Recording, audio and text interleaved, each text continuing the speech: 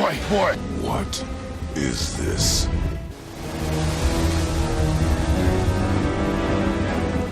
New God of War has been both praised and dragged since its release, and a lot of the debate so far has centred on gruff dad Kratos, his relationships, emotions, and that one bit where he says boy. Oh boy. Oh, did I say one bit? I meant all the time. Slow down, boy. This way, boy. Mind the edge, boy. We do what we please, boy. No excuses. Step back, boy! Get control of yourself, boy. That's what you did! Boy. Boy, look at me! Look at me, boy! Yeah, but today I want to put Kratos and his paternal issues to one side and instead focus on how the God of War developers built a space which didn't go stale over the hours spent running, jumping, and leisurely boating through it.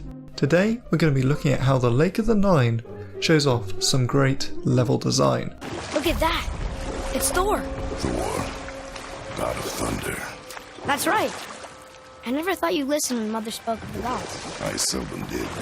It looks like it's going to be calm outside today, folks, with some mild spoilers blowing in from the screen to your face. There's some low pressure to skip the video if you want absolutely no spoilers, but most people should be able to cope. And now that's back to the studio with you, Edquarters. Thanks, Edquarters. So, God of War was a game. It occupies that space between sprawling open world and corridor-like linear levels, although in God of War's case the corridor in question is much more likely to be a cave.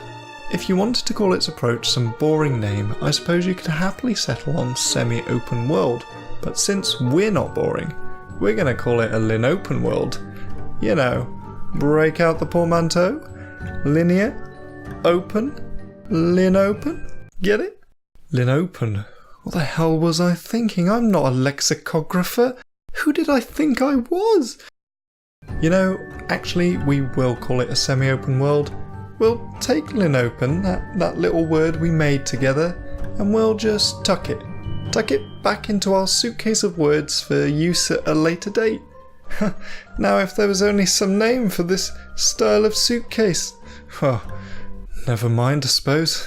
We have a term now. Finally. Well, let's break down what that means then, shall we? Open worlds are generally defined by their horizons, those far-off lines that stretch across the rim of the world. See a mountain? You can climb it. A far-off crumbly-wumbly tower? Sure, check it out.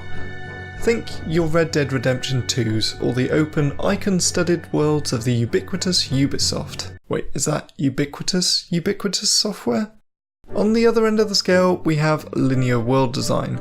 Your Kane and Lynch's, your Spec Ops's, your Wolfenstein's, where players are often funneled down a small number of paths which all push players in the same direction, ever forward.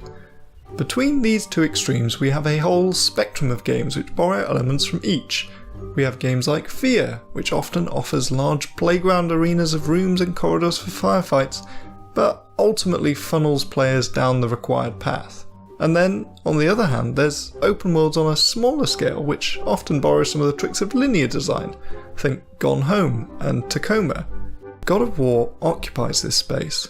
Moment to moment, players follow fairly linear paths. There's not much scope for deviation or decision afforded them. That is, apart from at the Lake of the Nine, the game's main hub, which offers up a different experience. The Lake of the Nine differs in that it offers a hub and spoke level design. Players are offered the choice of a variety of spokes out from this main hub, all of which will play out fairly linearly in themselves, but with the player choosing in which order to tackle them. Well, barring a couple of lock and key roadblocks, but what can you do? This design does a couple of major things which have made the Lake of the Nine one of my favourite places to just noodle around in.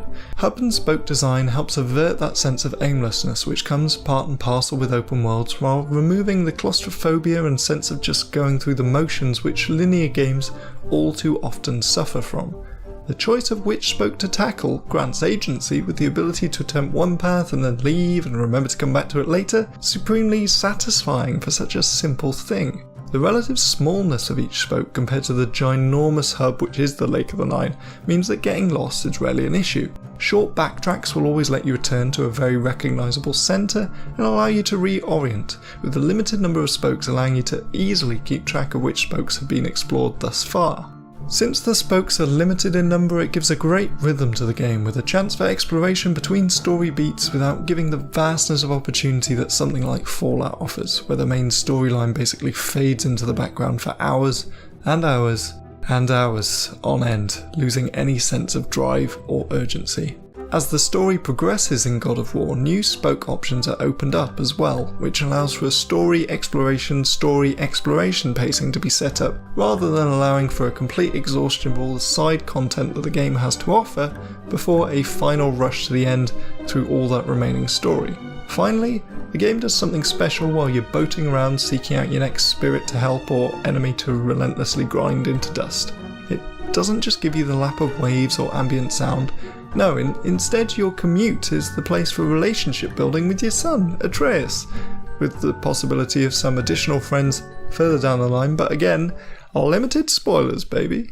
This addition of little nuggets of story whilst you're just noodling around creates another incentive to dive into your boat and get exploring, as it fleshes out both the world and the characters within it.